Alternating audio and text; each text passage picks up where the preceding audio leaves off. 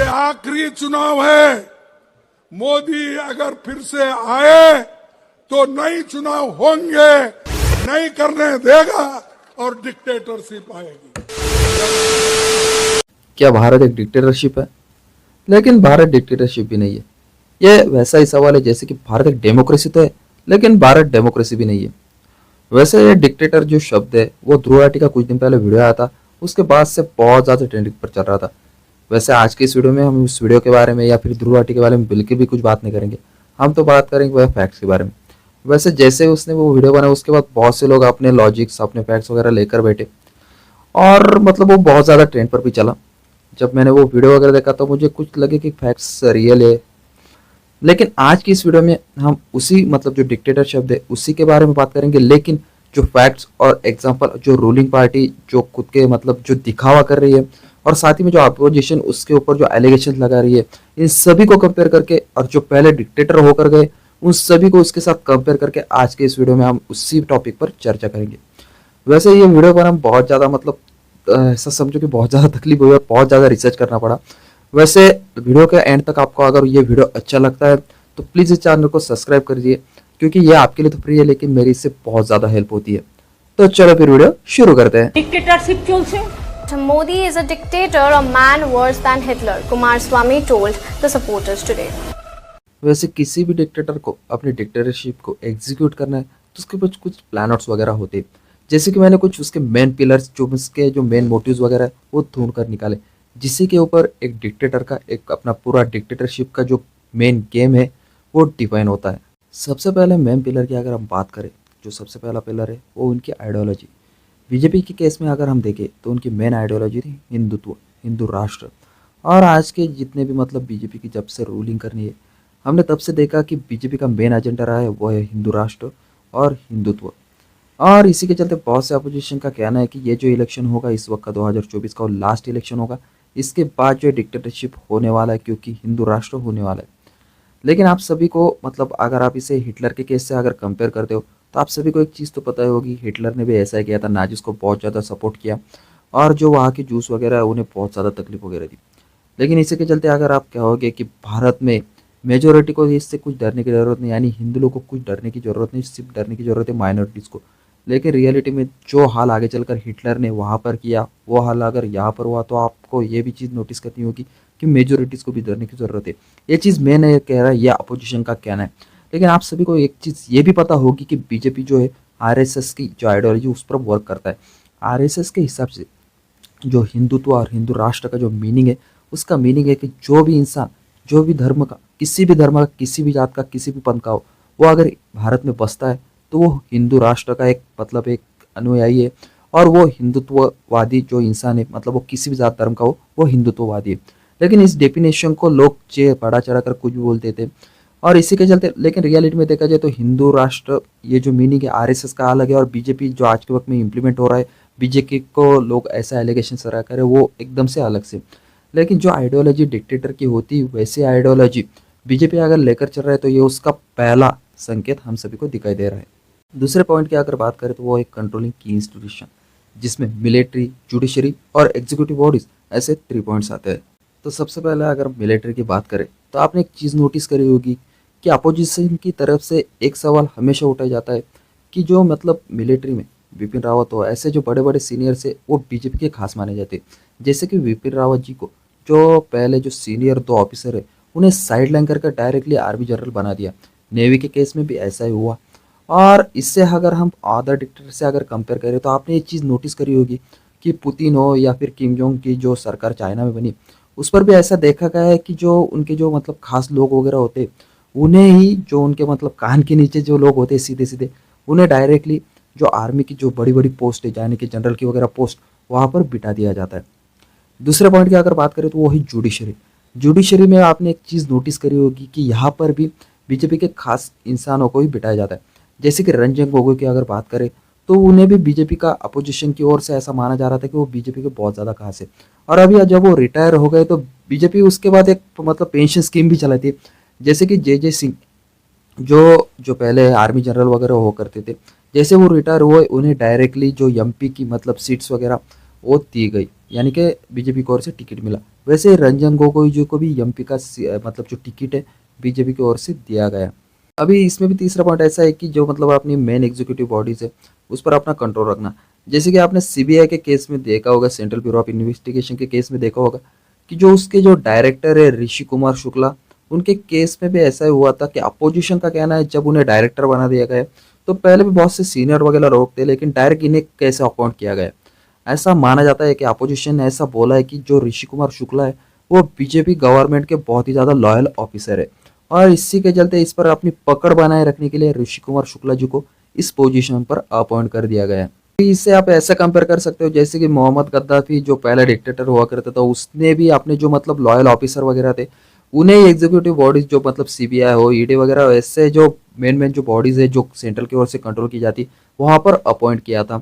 और ये भी एक डिक्टेटरशिप का ही ऐसा मतलब अपोजिशन का कहना है कि एक डिक्टेटरशिप का ही जो इंडिया में साइन दिखाई दे रहा है। अब ये सारे तीन बैंक के इंस्टीट्यूशन पर अपनी पकड़ बनाने के बाद एक मतलब हर डिक्टेटर क्या करता है, जो अपनी अपोजिशन है उन्हें सप्रेस करने लगता है या फिर उन्हें मतलब डायरेक्टली पावर से हटाने का काम करता है।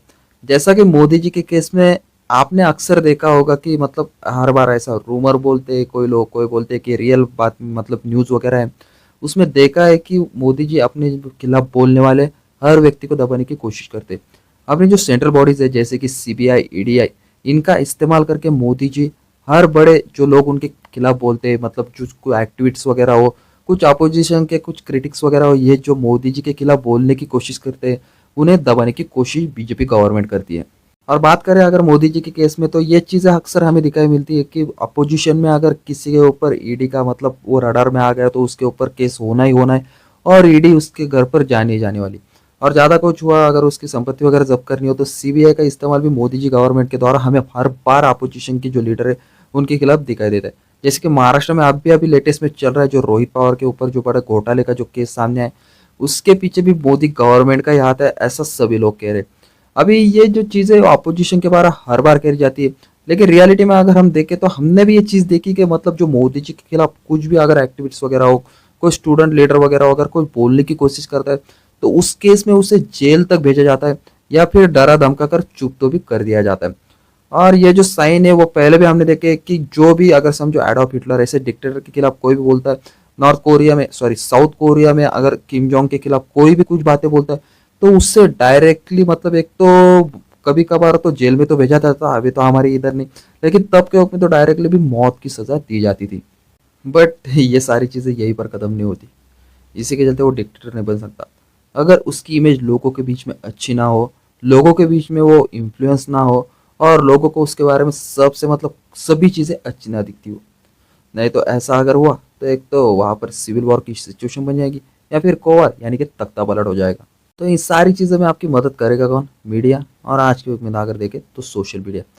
मोदी जी के केस में अगर हम देखें तो मोदी जी के केस में आपने देखा होगा कि यूट्यूब पर हो, मीडिया पर हो, कभी भी अच्छी बातें या फिर उनके एड्स वगैरह बताए जाते हैं। आज के वक्त में बहुत गिने चुने न्यूज़ चैनल वगैरह है जो मोदी जी के बारे में बुरी बातें मतलब जो रियलिटी है वो बोलने की कोशिश करते हैं। उससे अगर हम पहले जो डिक्टेटर वगैरह है उनके मतलब केस स्टडी से अगर देखें, उनके हिसाब से अगर देखें तो आपने एडॉल्फ हिटलर के केस में देखा होगा कि हर रेडियो पर, हर मीडिया पर, हर जो मतलब चीज़ जो लोगों के कानों तक पहुँचती उन सभी पर जो हिटलर है उसका कंट्रोल हुआ करता था। और जो नॉर्थ कोरिया में वहाँ कर तो सिचुएशन आप सभी को पता है, वहाँ पर जो मतलब जो वहाँ की गवर्नमेंट डिसाइड करती है वही चीज़ वहाँ पर होती है। और आज के वक्त से अगर मतलब मोदी जी के केस में इसे कंपेयर किया जाए तो आप सभी को एक चीज़ नोटिस हो रही होगी कि हमें हर बार जो राहुल गांधी वो पप्पू के हिसाब से दिखाई देते, और जो मोदी जी है वो डायरेक्टली मतलब ऐसा सुप्रीमेसी, वो बहुत अच्छे लीडर है इंडिया के, इसी जो फिगर है उसे आउट में दिखाई जाते। अपोजिशन की अगर बात करें तो अपोजिशन का कहना है कि जो मतलब बीजेपी का एक बहुत बड़ा आईटी सेल जिसमें कि लगभग 14,000 से 15,000 लोग काम करते हैं, ऐसा आईटी सेल आज के वक्त में सोशल मीडिया में उनका इन्फ्लुएंस बनाने के लिए, मीडिया में उनका ज़्यादा से ज़्यादा नाम रखने के लिए वहाँ पर वर्क करता है। सच में देखा जाए तो ऐसी चीज़ें होते हुए भी हमें दिखाई देती है, जैसे कि एनडीटीवी के और रवीश कुमार के केस में अगर देखें तो जो पहले एनडीटीवी था वो मतलब रियलिटी में बात करता था, चाहे अपोजिशन हो या फिर मोदी जी की रियल बातें उस पर बात करता था। लेकिन आगे चलकर मोदी जी ने और अदानी जी के साथ मिलकर क्या किया आप सभी को पता है, जो एनडीटीवी उससे डायरेक्टली खरीद लिया और रवीश कुमार जो मतलब बहुत बड़े न्यूज़ रिपोर्टर वगैरह है, उनको भी डायरेक्टली मतलब उनकी पोजीशन से हटाकर अभी यूट्यूब पर भी रियलिटी में बातें करते हैं। लेकिन आप सभी को इन सारे केसेस में दिखाई दे रहा होगा कि एक डिक्टेटरशिप के जो रियल मतलब जो फुटेज है, साइंस वगैरह है, वो इन्हीं सारी चीज़ों से दिखाई देते हैं।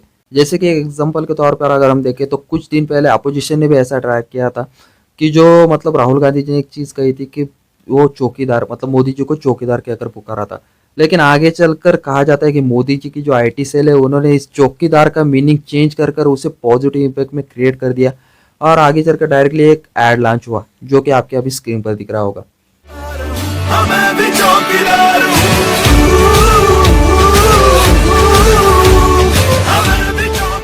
अभी इस एड मतलब इस चौकीदार शब्द को राहुल गांधी जी ने कुछ और मीनिंग कहा था और जो मोदी जी की आईटी सेल है, उन्होंने डायरेक्टली इस मतलब एक पूरे प्रोपेगेंडा, इस पूरी आइडियोलॉजी को चेंज करके डायरेक्टली लोगों के बीच में एक पॉजिटिव इम्पैक्ट क्रिएट कर दिया।